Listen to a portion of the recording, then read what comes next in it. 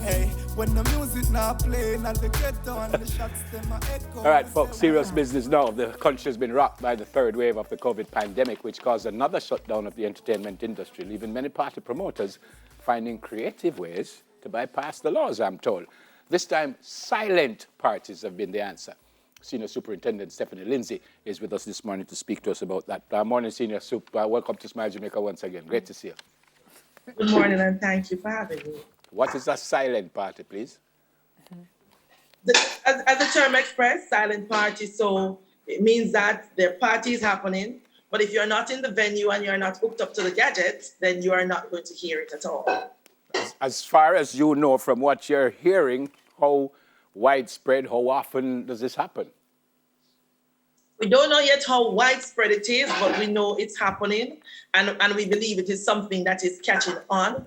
What you find is that people really want to go places, people want to do things, they're tired of being locked down, even though it's for good reasons. So they are trying to creative ways of having these events because their intention is to have the events and hide it from the police.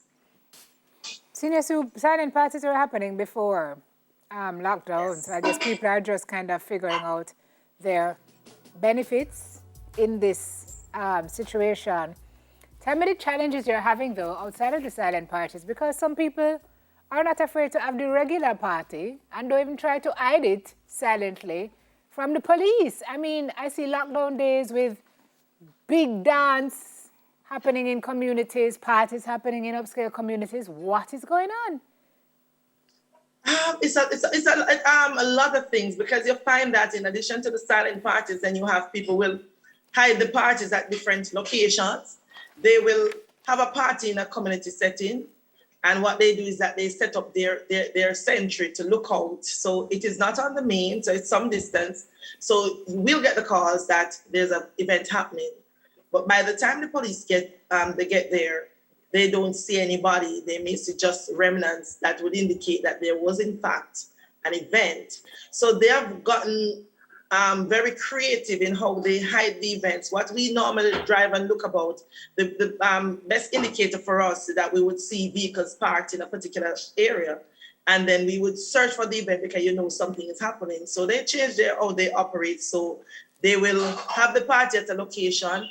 They find a central place for parking. They shuttle people.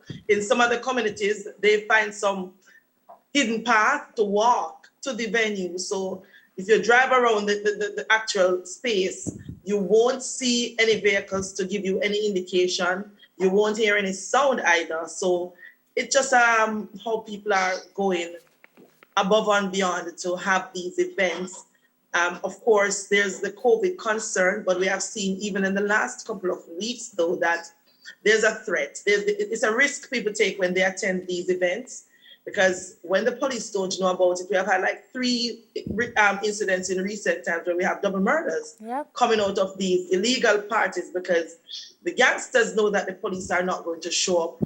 And so they know that who they are looking for will show up because it's a community event. And then they go there. Now you have shooting. The unfortunate part of it is that in many instances, persons who are shot and sometimes killed are not targets of these gang activities, but they just happen to be at a party that's not authorized, and then they become a victim as well. Yep. Senior Superintendent, there is was a video going around that you spoke to, and you said that you can't do anything now because the party's done. What if you saw me at the party, even though you didn't catch me at the party? But what if in that video you could make me out? Could I still be in trouble? It's not easy, because guess what happened too? What we find too is that sometimes you will see a video going around and they are saying it is a party that happens now. But when you look at it, it's probably an event that happened even before COVID time. So we have to do the investigation. So it's going to be very difficult to prove. So if we, so what we want persons to do is to contact us and send us the videos when the party is happening. So those happening now video at JCF, Jamaica Constabulary, that's when we want them to send us those videos so we can actually go there and apprehend the persons, or that is when you go there now and you see Neville, I see you at the party, chances are, based on what is happening, it might be a very hostile situation. I may not be able to take action then and there, but I have you on video as being present. Then I can proceed at a later date with summons to put you before the court. Oh, so you really have to catch the person there to do anything about it. Then what? Yeah, because you want to prove that they were actually there. Yeah, and then what's the punishment? For me, the party goer, not necessarily the person who keeping the party, but what's the punishment for me? It's quite similar, you know. It is the punishment that is under the Disaster Risk Management Act for being out there in curfew time or to be having being at an event at a time when you're supposed to be. It's supposed to be a no movement day or a curfew period. So it's a breach. So it's similar for the promoter, similar for the persons, for the promoters and so on. We prosecute them as well under the Noise Abatement Act. So under the DRMA, all social gatherings are banned, but fines are ranging between $3,000 and $500,000 SSP. How are we doing with the prosecutions and the fines, and how many people have we been picking up over the last couple of weeks, months? Right. So we have been putting a lot of persons before the court. Of course, the fines vary because that's really the discretion of the sitting judge, having listened to all the circumstances. But we have seen some persons getting some hefty fines in many instances. And so we continue to put persons before the court. We know that the last weekend, we prosecuted over 200 persons for various breaches of the disaster. Last weekend alone. So we haven't tallied this weekend yet. So that was last week, some 200 and odd persons. So we know that we're going to get the tally maybe today or tomorrow for what transpired over the weekend into the next few days. So we continue to be out there, but we encourage persons to just obey the rule of law, because I know that sometimes the citizens are of the view that we are not being vigilant or we are not paying a lot of attention to it, but there are other priorities that we have to also put our resources behind, crime, such as the violence and saving lives.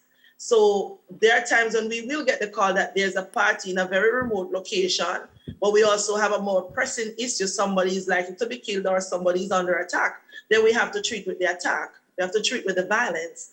So we may not get to that location. It's not that we don't care and we don't want to do it, but we are stretched in some instances. So we believe that the Disaster Risk Management Act is one that people can manage themselves. Yeah. They can. It was going to be my next question because, and you just kind of answered it. It's the same police doing everything. So you don't have a unit that go for party and a unit that go for bad man. It's the same police doing everything. Same police. Wow. What is that 24-hour thing that? 24 hours, 7 days a week, 365 days of the year. Yeah. It must be a very, very tough time for you and the members of the force. The courts are under pressure, our hospitals are under pressure, our frontline workers are under pressure, which your group is a key stakeholder in that. How are you folks managing to stay motivated, SSP? How are you managing to stay, functional and above function? You can't just be functioning. You have to be, this is a different level. How have you been managing with everything, with COVID, with the disregard for the rules? How have you and your team been managing in this time? I tell you what happened is that leadership plays a very critical role in keeping the members of the organization motivated. And I mean, from time to time, I work very closely with commissioners, so you will have days when he said, I think I need to go on the road to visit my members, to go and see them, to talk to them.